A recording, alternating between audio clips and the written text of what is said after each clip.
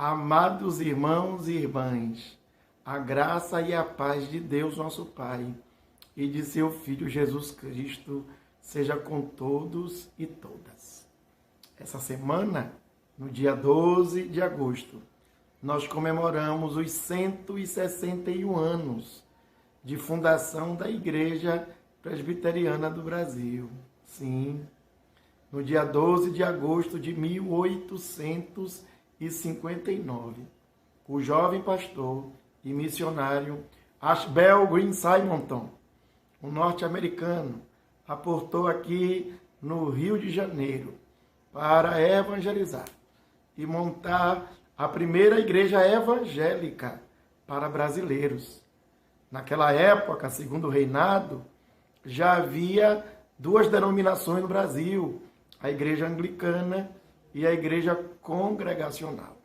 Porém, essas serviam para dar apoio espiritual, assistência espiritual a ingleses e norte-americanos que aqui estavam.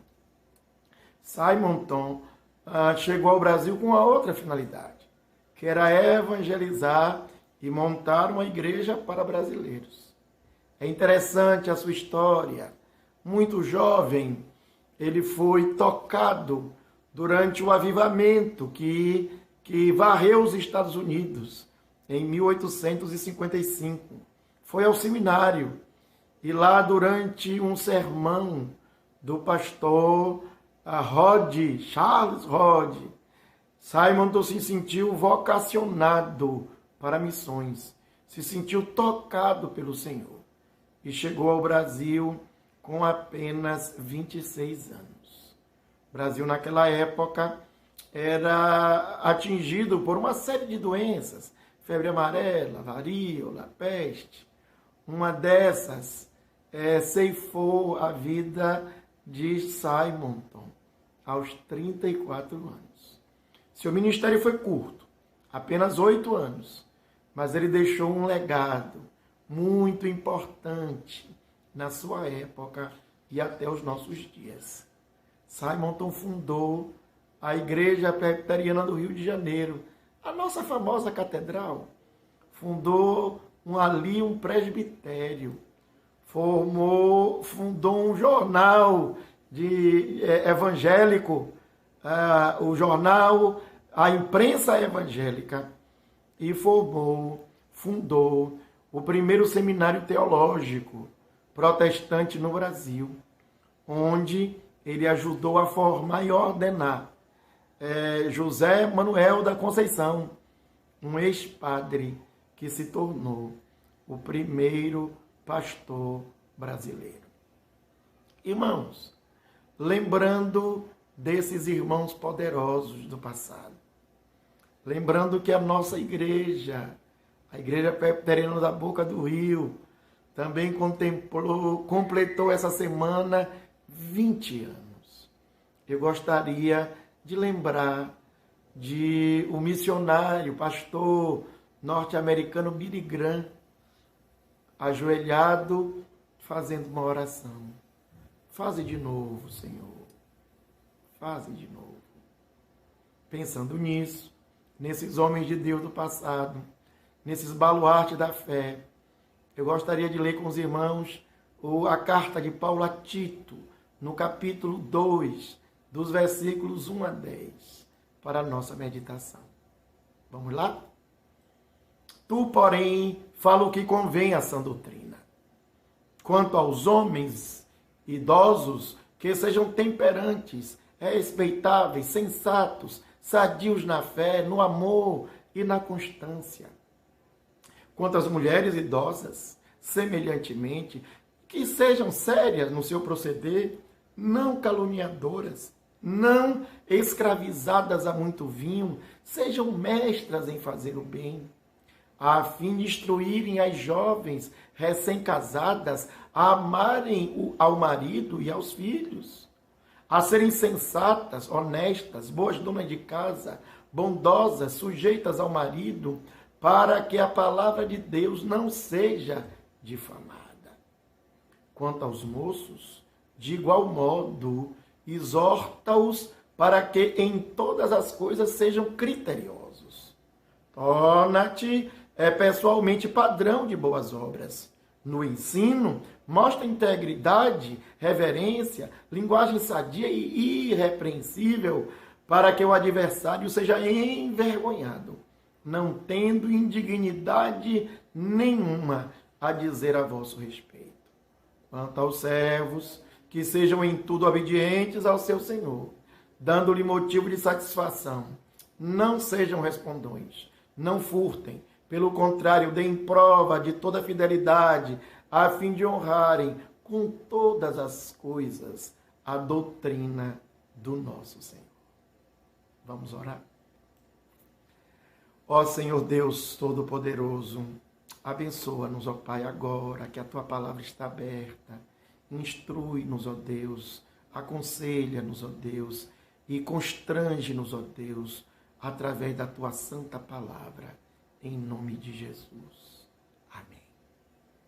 Ao olharmos esses homens do passado, a história de nossa denominação, a história de nossas vidas como cristãos, devemos ser edificados pela vida e pelo testemunho desses homens que foram exemplos da vida com Deus no passado.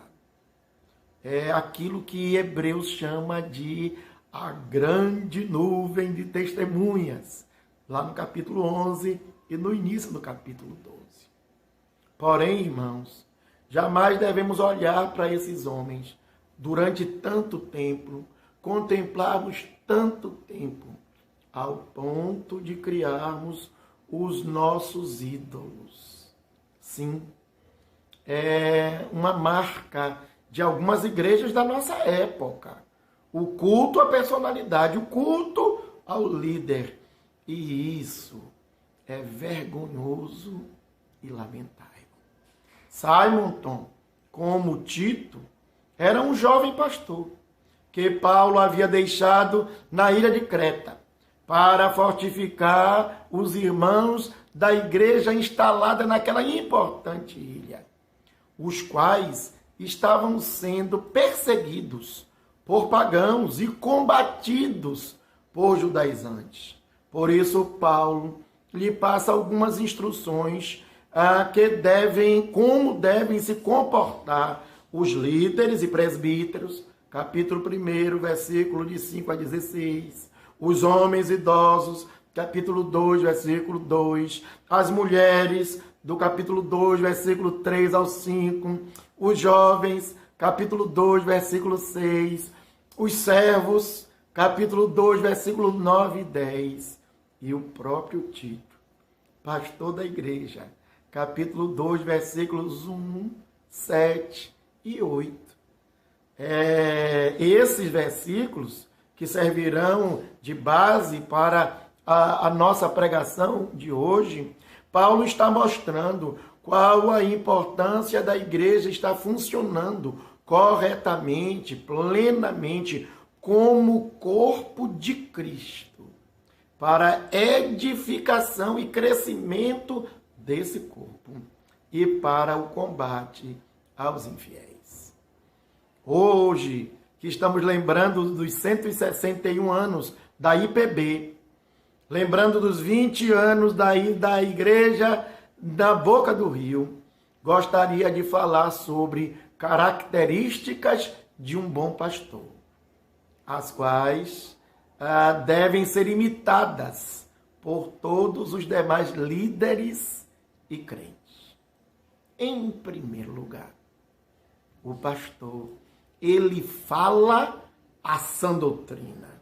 Leia comigo, versículo 1. Tu, porém, fala o que convém à sã doutrina.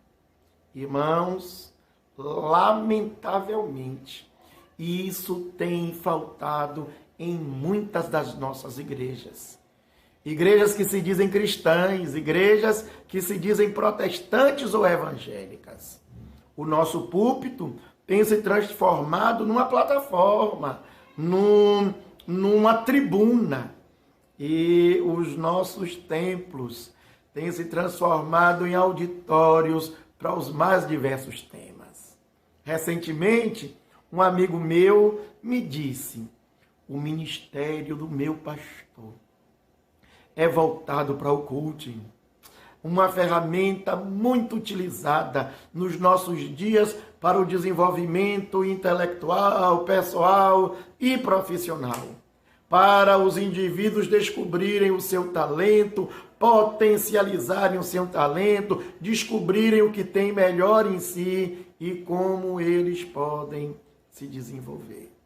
Dessa forma, suas pregações dominicais podem ser confundidas com palestras motivacionais, travestidas da palavra de Deus. Ah, meu Deus! Quem ouve, geralmente, sai motivado, mas sai com a alma vazia. Fortalece a sua autoestima, mas não recebe alimento espiritual.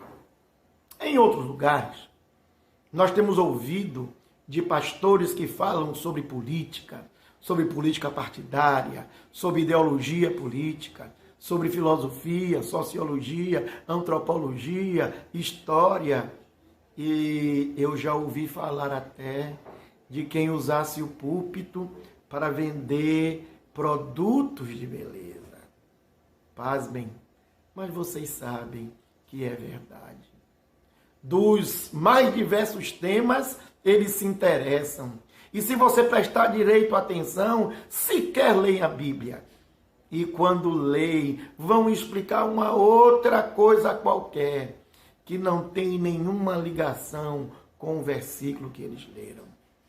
Em alguns casos, e para mim o pior deles, são aqueles que utilizam a Bíblia para justificar as suas ideias, suas opiniões, suas concepções. Ludibriam o seu auditório, as suas ovelhas, dizendo que está na Bíblia, pegando apenas um pequeno texto, um versículo, tirado de todo o seu contexto, criando assim heresias perniciosas que levam à morte da alma dos ouvintes.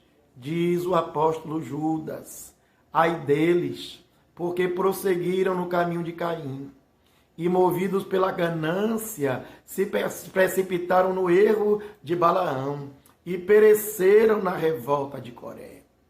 Precisamos de pastores que preguem a palavra, que anunciem a verdade, a sã doutrina, o leite genuíno, as ordenanças, a lei, as profecias, o evangelho.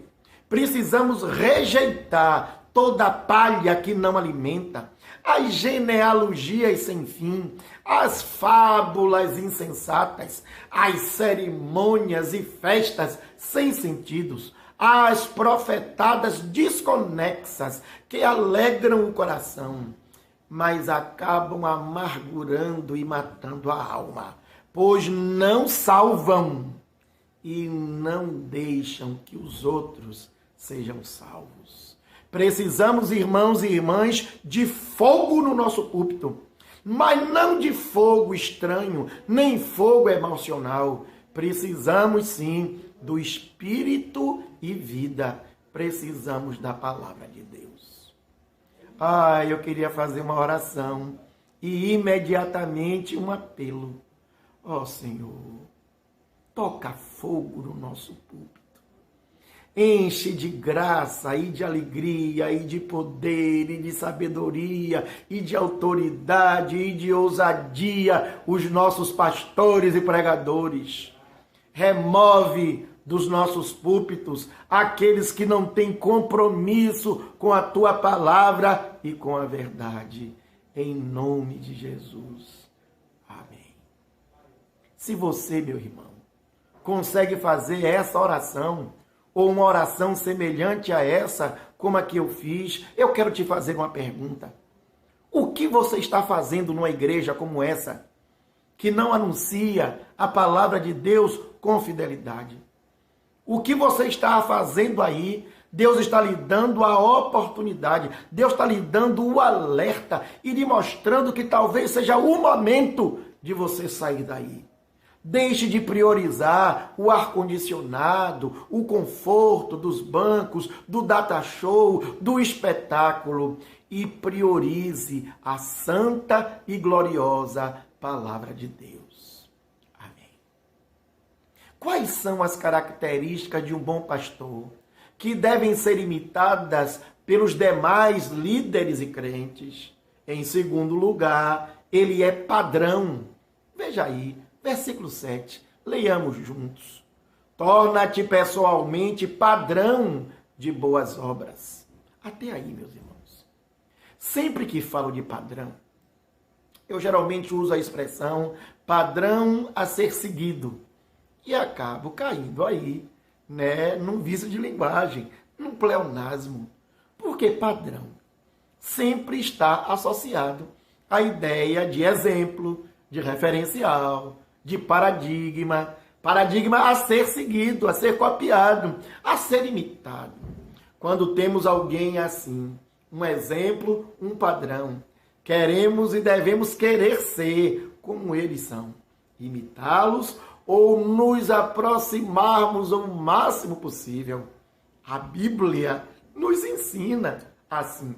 Ela não fala de estereótipo, mas ela fala que devemos imitá-los.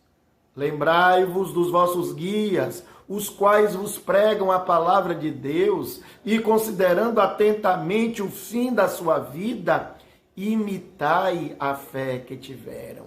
Hebreus capítulo 13, versículo 7. Infelizmente, também temos perdido esse referencial. Cultuamos as pessoas, cultuamos os líderes muitas vezes.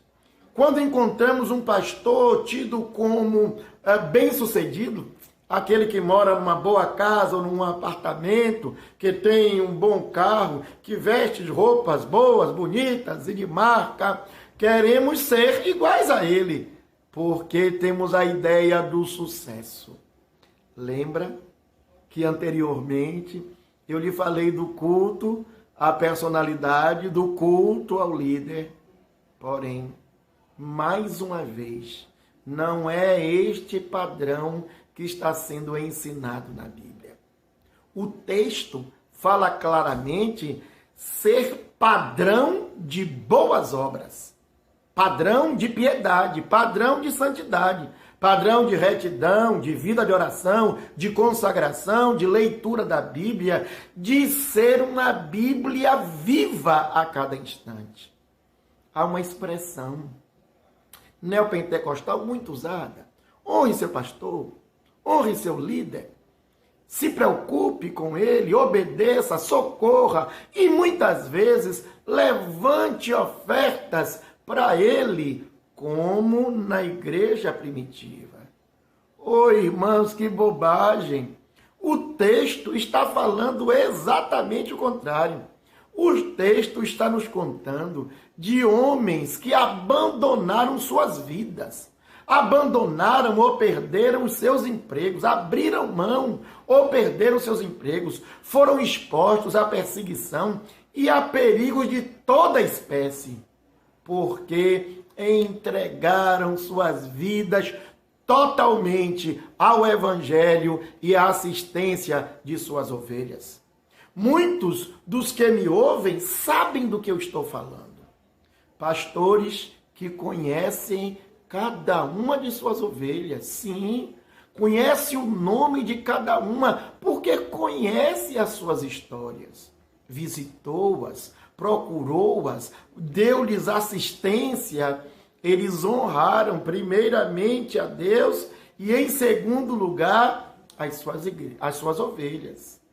Mas, pasmem, se lamentem e chorem, porque muitos de nós trocamos esses dignos homens de Deus, pastores aprovados no ministério e por Deus, nós trocamos por homens bem vestidos, arrumados, bem falantes, que ostentam riqueza, poder, que lotam auditórios que eles mesmos não evangelizaram, ovelhas que eles não conhecem e que não fazem questão de conhecer, para não apertarem as suas mãos, para não ouvirem as suas queixas, por não orarem juntos com elas. Mas diuturnamente, esses tais ensinam que eles devem receber honra. Eu queria lhe perguntar, meu irmão, quem é o seu pastor? Como é o seu pastor, o pastor da sua igreja? Que tipo de padrão ele é para você? No que é que você o tem imitado? No que é que ele merece ser imitado? Pense nisso. Quais são as características de um bom pastor? Perdão, irmãos. Quais são as características de um bom pastor? Perdão novamente. Quais são as características de um bom pastor que devem ser imitadas por todos os líderes e demais crentes? Em terceiro lugar, ele é brando e firme no ensino. Versículo 7, a última parte, a parte B, e o versículo 8, leiamos juntos. No ensino, mostra integridade e reverência. Na linguagem sadia e irrepreensível, para que o adversário seja envergonhado, não tendo indignidade nenhuma a dizer a vosso respeito. Duas características muito importantes na vida do bom pastor. Quais são? A doçura e a firmeza. Sim, alguns acham que essas características são separáveis, são antagônicas. Uma acaba eliminando a outra, mas isso não é verdade.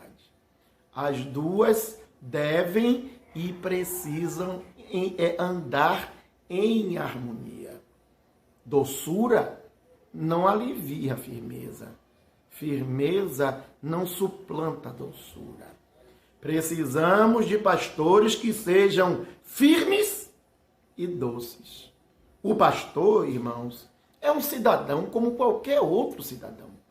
Ele pensa, ele tem opinião política, opinião social, opinião econômica, como qualquer outra pessoa tem. Suas ideias são dele e precisam ser vistas e defendidas e respeitadas como qualquer outro cidadão. Porém, como pastor e crente, ele precisa primeiro lembrar que como crente ele não pode e não deve ofender, atacar, magoar, ferir, inclusive o seu pior opositor. Reitero, pastor tem direito de ter ideias e ter opiniões, mas o amor por Deus, pelo seu ministério, pela sua igreja e pela sua comunidade, faz com que ele haja e fale com brandura. Muito mais, se é assim, muito mais quando tratamos das coisas da igreja. Vivemos num dia em que há uma relativização do pecado, né? Cada um quer viver conforme a sua compreensão pessoal. E o que é pior, quer impor a sua compreensão à igreja. E os pastores têm enfrentado muitos desafios, porque o pastor verdadeiro não pode se intimidar, nem se curvar, nem se calar diante do erro. Ele precisa ser firme, falar a verdade, desmascarar a mentira e o engano, e muitas vezes corrigir o insubmisso. Disciplina, por exemplo, é um dos temas que nós não gostamos de falar nos nossos dias. Mas disciplina é uma das características da igreja verdadeira. e uma das mais duras missões do ministério pastoral. A disciplina visa a correção do faltoso, visa a edificação da igreja e visa a honra do nome de Cristo. Como eu disse, essa é uma missão dura, mas da qual ele não pode fugir. Ele precisa fazê-la não somente no ato de disciplinar, mas a sua disciplina começa no seu ensino diário, que o texto diz, com integridade, reverência, linguagem sadia e irrepreensível. Ô meu irmão, eu quero te perguntar novamente, quem é o seu pastor? O seu pastor é aquele truculento e não sabe como falar direito? Ou o seu pastor é aquele que faz de conta que não está vendo as coisas para não se envolver e não ter que se comprometer? Seu pastor é aquele que passa a mão na cabeça dos membros e faz de conta que eles estão certos para não perder membros e arrecadação? Ou seu pastor é aquele homem de Deus que carrega as suas ovelhas nos braços quando elas precisam, chora junto com elas, lhes anima, consola, exorta e, quando é preciso, corrige? Quem é o seu pastor? Qual o pastor que você quer na sua igreja? Quem é que você tem valorizado? Um pastor? Pastor de verdade? Ou apenas um mercenário? Conta-se que em 1940, o professor James Orr, professor de uma faculdade norte-americana, levou seus alunos a visitarem a Inglaterra. E eles foram à casa do avivalista do século XVIII, John Wesley. Lá, mostrando os seus pertences, mostrando o seu quarto, eles viram no tapete as marcas do joelho, onde Wesley dobrava-se diariamente diante de Deus e pedia uma restauração para a igreja da Inglaterra. Depois de alguns instantes, eles foram para o ônibus, voltando para casa. O pastor, então, percebeu a falta de um estudante, de um aluno. Voltou e encontrou um menino, ajoelhado no mesmo lugar de Wesley, orando e repetindo estas palavras: faze de novo, ó Senhor. Faze de novo. Esse menino era Billy Graham, aquele que se tornaria o maior missionário do século XX. Eu queria orar, dizendo a Deus: Deus, faze de novo. Aquece a tua igreja. Aviva a tua igreja.